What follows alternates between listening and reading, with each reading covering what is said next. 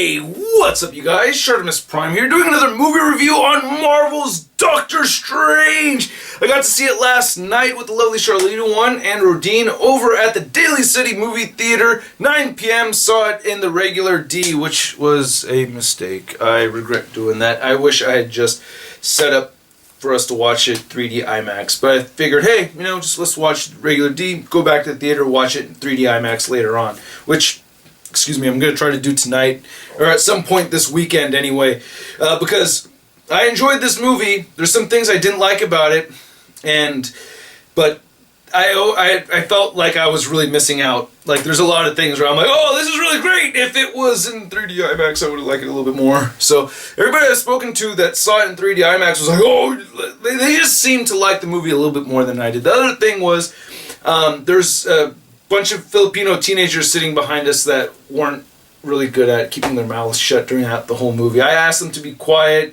Charlene One shushed them and stuff, and they weren't being quiet at all, man. And it got to a point where it was like, okay, look, just pack it down, try to enjoy the movie as much as you can, because if you let it get you even more upset, then you're going to get yourself in trouble, and, I don't want to get myself in trouble. I want to watch the movie. You know what I'm saying? But it took a lot of personal strength for me to back it down, because I ran through so many scenarios in my head, you know what I mean? And especially with her getting upset, when the wife if I get upset, if you're pissing me off, that's one thing, but if you're pissing off my wife, that's where I really get mad. That's where I was like, oh. Anyway, the movie. Let's talk about some points about this film. I already talked about the special effects. I thought the special effects were great. Just would have been cooler seeing it in IMAX 3D. The way Benedict Cumberbatch played Doctor Strange, I thought was fantastic. The way they had built the Doctor Strange character and the growth, I thought was beautiful. I loved it. I really liked the character Doctor Strange, and I really liked what they did here. And I thought they did a tremendous job. I really dug it. The way the powers worked and everything, oh man, I thought it was really cool. I have some minor gripes with it, but I really did enjoy it. There were parts of the movie that did feel a little slow, and I gotta say, this is not my favorite Marvel movie, MCU movie. So just to put it out there, I felt like I don't think I enjoyed this more than I enjoyed Ant-Man. Okay, it's definitely above Iron Man 3 and Thor 2.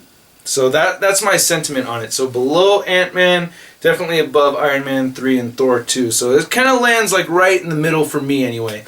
Now, because there were parts that did feel a little bit slow, but I liked how the movie was sold on a whole package. I liked how the movie ended. I felt like it built up to a good climax.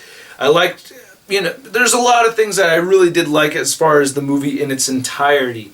I did feel like there was something a little bit missing though from the villain side, and that's what knocks it down to the middle section. I felt like the whole villain portion of the movie kind of bothered me some, and I'll touch that more in the spoilers section, which starts now. Okay, spoiler warning, you have been warned. Spoilers.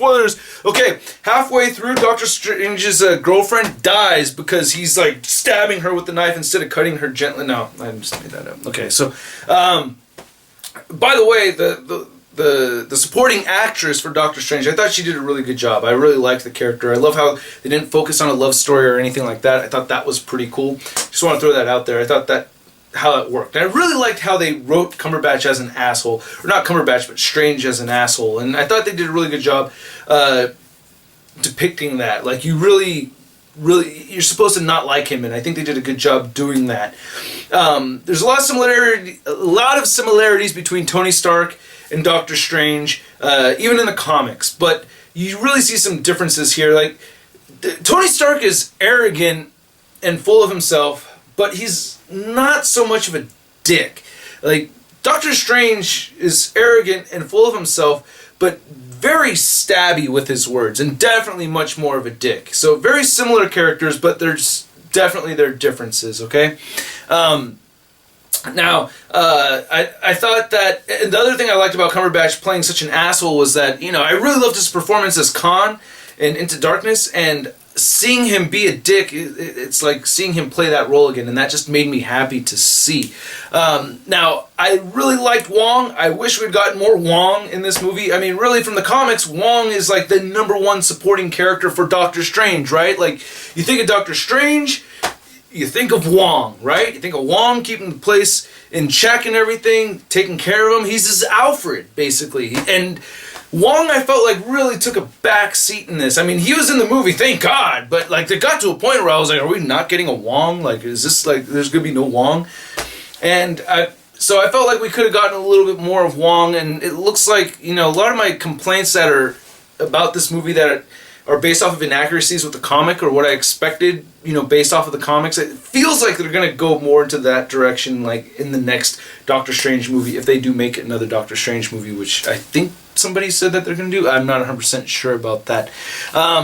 Now, some people had mentioned, like, oh, is it messed up that the Ancient One is an Asian? For me, that didn't really bother me that much. And I don't know. It's because the character had her own story and everything, but what did bother me was Mordo. And I felt like Mordo was kind of shoehorned into this movie. I felt like Mordo didn't really contribute to the plot so much. And I feel like they could have given more screen time, more character development, and everything to Wong instead of Mordo. And I feel that way because I have this idea in my mind that Hollywood thinks like this. They think, okay, got to hit that minority quota. How do we hit that minority quota? Got to put a black person in there. Because, of course, all minorities are black, right? We all know this, right? Not really the case, bro. You know? But it's actually like, the word minorities kind of bothers me because it's like, you're basically saying everything but Caucasian, right? Or male Caucasian. I mean, women are kind of considered minorities. I mean, they're disenfranchised with not equal pay and things like that. But, it's kind of like messed up. It's like, okay, so black people represent all minorities now. That's basically it. I mean, you could have had the Asian guy fit your minority quota. That seems to be the Hollywood thing to do, is to, you know, get some diversity in there, which is fantastic. But if you shoehorn a black guy into the movie, now you're making me feel like, oh, you're doing it just cause. Like, you would rather not. But the way society is and everything, you have to. And it's like, damn it, it shouldn't feel like you have to. Especially because Mordo wasn't black in the comics either, you know what I mean? I love seeing black people on screen, don't get me wrong. I don't want you guys to think I look the other way, like, oh man, they should not have had Black Panther in Secret War or Civil War. I love that they had Black Panther. I love my black characters, man. I feel like we need those characters. But as much as I feel like we need our black characters, we also need our Asian characters. And Asian Wong, Wong is one of those characters. We needed more Wong in the movie, man. Especially because he took away a very important Asian character of the Ancient One. So that just kind of like, you know, I'm standing up for the Asian people right now, okay? Alright? I love all people, so just saying that. Just more Wong, less Mordo would have been a little bit better, especially because they didn't really give me the Mordo that I wanted. As far as I know, Mordo, he's the right-hand man to Dormammu, one of the biggest Doctor Strange villains out there, and we didn't really see him be a villain so much until the end credit scene. So I'm like, oh, what? Nerd, shut up. You know what I mean? That's what I'm sure some of you are thinking. Okay. Enough about the Mordo and the Wong. Magic. I love the magic. The magic was fantastic all over the place. All the different kinds of magic that they did. I thought it looked spectacular. I thought it was great. I love the scenes where the kaleidoscope stuff and everything, or, you know, it was moving around and all that. To me, I felt like, wow, this is like Inception on steroids. This is pretty crazy, especially with all the fighting and everything going around it. The astral form stuff, I loved that. The Eye of Agamotto, I thought was really cool. Again, shoehorn things kind of like bothered me a little bit. I felt like that was kind of shoehorned into the movie about it being an Infinity Stone and all that. It's like, oh, okay. But it's such a big part of the character to make the Eye of Agamotto an Infinity Stone. But Vision's Soul Jewel, they turned that into an Infinity Stone too. So, you know, we'll see where they're going with it. You just gotta trust it. And I do have faith in Feige and the people at Marvel, so, you know, I'm trusting you guys. Don't screw it up, man. There's a lot building into this. I got a lot of notes here, man. I love how Strange is on another level. Like, just as the person, he is incredibly smart. he's able to get through these books. He reads really. He has a photographic memory. He's not just really smart, but he actually comes across as being wise, especially as the character grows and as the character adapts to his surroundings and everything. I thought that was just really well done, and it just made me like the character more. You know, I mean, they very much make you dislike the character at the beginning, but then you really start. He really grows on you. You know, but he still has that arrogance to him. He still has that thing like, I'm up here and you're down here kind of thing. But rightfully so. He does a lot, man. One thing that I liked and disliked about the movie, and by the way, I gotta say, you know, all these negative thoughts that I had about the movie, I feel like a lot of it comes from the jerks that were sitting behind me in the movie theater. I felt like that just created a negative tone right here, because I just didn't enjoy myself watching this film. Like, I didn't have a great time seeing it. I was bothered. I was bothered by the stupid kids behind me, and I was bothered by watching it in 2D. So I really have to see it again. I know I'm going to like it more the second time around. But the Cloak of Levitation, I was very entertained by the Cloak of Levitation. I thought that was great. And then it got to a point where I'm like, I feel like I'm liking this too much. Like, they should call the movie Doctor Strange and the Cloak of Levitation. Because as soon as there's no cloak, I'm like, oh, where's the cloak? Like, where's the cloak back? You know what I mean? And so that kind of bothered me a little bit, but at the same time I enjoyed it. The thing that really bothered me though is after the movie, the lovely Charlita 1 tells me, like, yeah, that cloak really reminded me of the magic carpet from Aladdin. And I'm like, no, damn it, I can't unthink it now. That's all. Now when I see the Cloak of Levitation, I see the freaking carpet from Aladdin. I was like, you're so right. You're 100% right. It's a magic carpet. It's a Disney. See the theme here, the shoehorning stuff. That's where I feel like, I don't know. I could be alone on that one, but that kind of bothered me some. But again, I liked it. I feel like such a douchebag right here. I feel like a schizophrenic maniac over here. Okay, so a couple little. Okay, where was my book of Ashanti, Marvel? Huh? And I saw nothing of the red bands of Shitterak. Where was that? You know what I mean? Those things actually kind of bothered me. I wanted to hear him actually cast spells. I wanted to hear like the red bands of Shitterak, and but no, he didn't like really recite anything. I felt like, and I wanted to see the Book of Ashanti, but you know, my knowledge from Doctor Strange doesn't necessarily come from reading like a bunch of Doctor Strange titles. My knowledge from Strange comes from him weaving in and out of different Marvel books of Spider-Man, especially Spider-Man, Avengers and X-Men and a ton of other characters. He's like really the thread. He's like the Coulson of the comic books, right? Like he's just always there. And one thing I want to add is that my point of view of Doctor Strange too is like, if you need to go bother Doctor Strange with something, it's like a typical encounter with him is like, you show up, you go to Greenwich Village, and by the way, seeing the shots of Greenwich Village was great because my wife and I were just in New York and we were walking through Greenwich Village for this jam session at Smalls Jazz Club, and we're walking through, I'm like, babe, this is where Doctor Strange lives, this is where he's at. And then seeing that shot of these college kids walking around in Greenwich Village, I was like, we were just there, see how I told you, see how I told you, see how I told you. But anyway, and the Sanctum Sanctorum was awesome. So many awesome things in this movie. That's why I hate saying any bad things about it, because there's so many things I really liked. But Book of Ashanti, you know, some of the casting of the spells would have been cool to see. The final battle scene, I'm just going to cut to the final battle scene, which I thought was really cool. Oh, and seeing, again, some of the fight scenes that had Mordo, you could have made that Wong instead. Just saying, Wong a kick in the ass, man. Wong kicks ass.